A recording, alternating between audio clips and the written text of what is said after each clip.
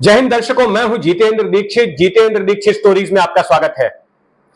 दर्शकों, महाराष्ट्र में इतिहास अपने आप को दोहरा रहा है और खास करके अगर मुंबई की बात करें तो मुंबई में वो दौर इस वक्त वापस लौटता नजर आ रहा है जो कि 90 के दशक में था। पता है क्या हो रहा था 90 के दशक में? 90 के दशक में मुंबई की सड़कों पर रोजाना खून बहता था, रोज गोलियां चलती थी, रोज धमकी भरे जबरन उगाही के लिए फोन कॉल्स आते थे। दाऊद इब्राहिम, छोटा राजन, अरुण गौली, अबू सलीम जैसे गिरोहों का बोलबाला था और इस शहर पर एक तरह से अपराधियों का राज हो गया था। अब लगता है कि वही दौर वापस मुंबई में लौट रहा है और यह मैं इस वजह से कह रहा हूं क्योंकि बीती शाम मुंबई के बोरीवली इलाके में जो घटना हुई उसने पूरे शहर को थर्रा कर रख दिया। बीती शाम एक राजनेता की उसके दफ्तर में हत्या कर दी गई। इस राजनेता का नाम है अभिषेक घोसालकर। अभिषेक घोसालकर एक पूर्व पार्षद थे, नगर सेवक थे। तो इन्हीं अभिषेक घोसालकर की कल इनके दफ्तर में बोरीवली इलाके में गोली मारकर हत्या कर दी गई। लेकिन इसमें अनोखी बात यह थी कि यह हत्या कैमरे पर की गई। हत्या से ठीक पहले जिस शख्स ने इनको गोली मारी वो इनके साथ बैठकर फेसबुक लाइव कर रहा था। जिस शख्स ने हत्या की उसका नाम मॉरिस नोरोना है, जो कि इलाके में मॉरिस भाई के नाम से जाना जाता था। और इस मॉरिस भाई के साथ अभिषेक घोसालकर का कोई पुराना विवाद चल रहा था। तो कल हुआ यह कि कल इनके इलाके में आदित्य ठाकरे पहुंचे, अभिषेक घोसालकर के इलाके में। वहां पर आदित्य ठाकरे के साथ एक कार्यक्रम में ये सम्मिलित हुए जहां पर इन्होंने भाषण दिया, आदित्य ठाकरे ने भाषण दिया। और उसके बाद में अभिषेक घोसालकर अपने दफ्तर में आए जहां पर कि ये मॉरिस नोरोना भी उनसे मिलने आया। और बताया जा रहा है कि इनके बीच में जो कटुता चल रही थी, जो झगड़ा चल रहा था, वो इस मुलाकात के बाद खत्म होना था। और उसी का ऐलान करने के लिए इस मॉरिस नोरोना ने अपने फेसबुक से लाइव किया था और उसी लाइव के दौरान यह वारदात हो गई। अब अगर इस लाइव को देखेंगे तो आपको पता चलेगा कि दोनों के बीच इस वारदात से पहले किसी प्रकार की कोई कटुता नजर नहीं आ रही है। दोनों खुशनुमा माहौल में एक दूसरे से बात कर रहे हैं, हंसी मजाक हो रहा है और साथ में कहा जा रहा है कि साथ में मिलकर समाज के लिए काम किया जाएगा, इलाके के लोगों के लिए काम किया जाएगा, सोशल सर्विस की जाएगी। लेकिन अचानक में यह वारदात हो जाती है। आपको मैं उस वीडियो का थोड़ा सा अंश दिखाता हूं जिससे कि आपको पता चलेगा कि वारदात के ठीक पहले क्या हुआ।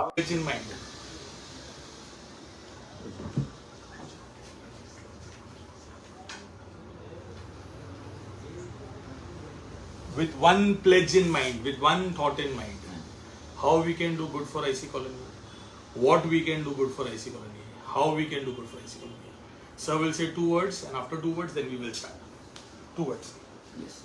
So already I said a lot of words, so I will not take your much time also because people are waiting outside. But good, we came together. There are very misunderstanding between the people, between the myself and himself also, and in our karyakartas also. But now we are together, and definitely will do a good for the people, for a good cause for the people, and देखेंगे आगे चल के और बहुत बहुत काम करना है। So now this is the beginning, and beginning में एक अच्छी शुरुआत हो रही है with the helping the poor people, needy people, और ऐसे ही काम करते रहेंगे। God bless. Okay, God bless you. We'll go outside and we'll start.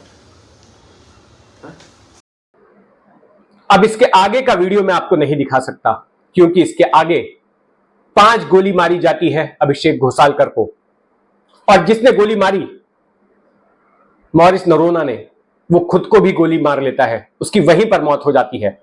अभिषेक घोसालकर को घायल हालत में पास के करुणा अस्पताल में ले जाया जाता है, जहां पता चलता है कि गोलियां लगने की वजह से पेट में और दिल में गोली लगने की वजह से काफी ब्लड लॉस होता है, खून काफी बह जाता है और जिसकी वजह से उनकी मृत्यु हो जाती है। One pledge in mind, with one thought in mind, how we can जिस मॉरिस नोरोना ने ये गोली चलाई how we can उसकी कई सारी तस्वीरें इस वक्त इंटरनेट पर वायरल हैं। किसी में वो स्थानीय बीजेपी के सांसद गोपाल शेट्टी के साथ नजर आ रहा है, उसकी इमेज एक इलाके की समाज सेवी की रही है, लेकिन वो इस तरह का अपराध कर देगा ऐसा अंदाजा किसी को भी नहीं था। लेकिन इस घटना ने एक बड़ा सवाल खड़ा किया है। सवाल खड़ा किया है राज्य की कानून व्यवस्था पर, और खास करके बीते हफ्ते 10 दिन में जिस तरह की वारदातें हुई हैं, वो सीधे सीधे यही संकेत दे रही हैं कि राज्य की, महाराष्ट्र की कानून व्यवस्था दिन ब दिन बिगड़ती जा रही है। आप पिछले हफ्ते की बात लीजिए। पिछले हफ्ते क्या हुआ था याद है ना आपको? मुंबई से सटे उल्लासनगर में पुलिस थाने के भीतर गोली चलती है। गोली चलाने वाला कौन होता है? बीजेपी का कल्याण का विधायक गणपत गायकवाड़, और जिस पर गोली चलाई जाती है वो होता है शिंदे सेना का कल्याण नगर का प्रमुख। 3 गोलियां मारी जाती है उसको, वो अभी भी अस्पताल में भर्ती है। और ये गोली चलाई जाती है पुलिस थाने में सीनियर इंस्पेक्टर यानी कि थाना प्रभारी के केबिन में। तो यह हाल हो गया है कि पुलिस थाने के अंदर अब गैंगवॉर हो जाता है, एक दूसरे पर गोलियां चल जाती हैं।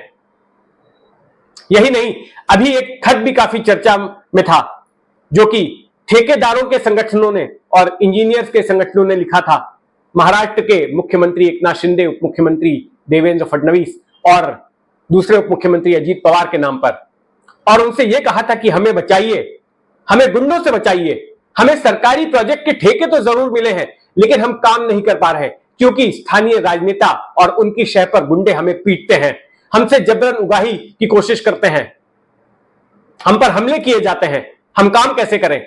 और अगर हम वक्त पर प्रोजेक्ट कंप्लीट नहीं करते हैं तो फिर हम पर जुर्माना ठोका जाता है। तो ऐसे में हमारा जीना दूभर हो गया है। तो यह भी एक मिसाल है।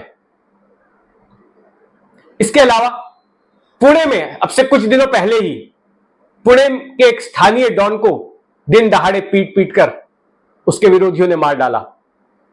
तो पुणे जैसे राज्य के एक प्रमुख शहर में सरेआम गैंगवॉर होता है।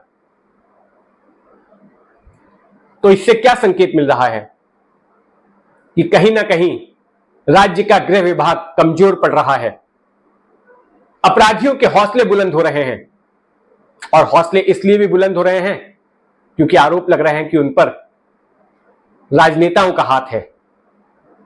बीच में इस चीज को लेकर काफी बवाल हुआ। संजय राउत ने कुछ तस्वीरें ट्वीट की जिसमें कि एकनाथ शिंदे और उनके बेटे अपराधियों के साथ फोटो खिंचाते नजर आए। और ये सीधा सवाल गृह मंत्री देवेंद्र फडणवीस की कार्यक्षमता पर है। यह उनकी जिम्मेदारी बनती है कि राज्य में कानून व्यवस्था की स्थिति बनी रहे, और अभी से ही विपक्ष ने उन पर निशाना साधना शुरू कर दिया है।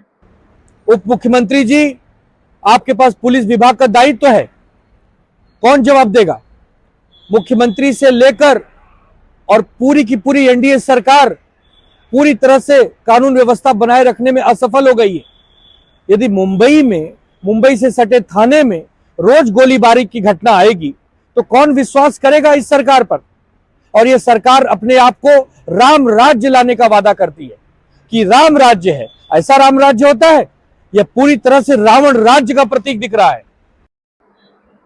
अगर ये स्थिति सुधरती नहीं है तो लेबल लगते हुए फडणवीस पर देर नहीं लगेगी कि वो एक फेल्ड गृह मंत्री साबित हुए। उनकी ओर से सख्ती बरतनी जरूरी है। तो खैर, महाराष्ट्र में आगे क्या कुछ होता है उस पर हमारी नजर बनी रहेगी।